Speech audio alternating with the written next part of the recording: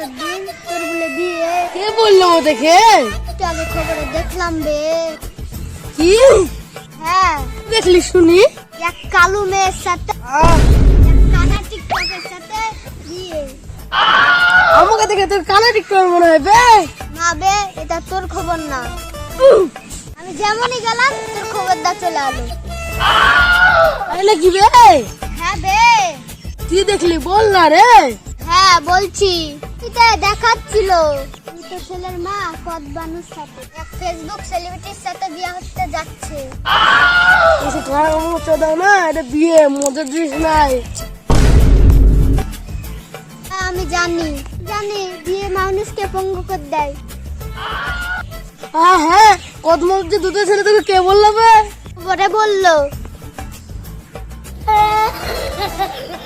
শাশুড়ি ভাবি যান, তাই না? কি ভাবি জান না, বাল লাভের নিচে দাবি করে চল। সালা লিয়েছে গো।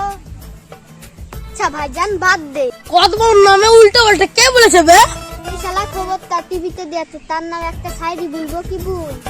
আমি জানি এই শালা গান ফাটা সাইডে বলবে। হ্যাঁ বল তাহলে। মোটরসাইকেলের গ্যারেজে পাওয়া যায় চুট।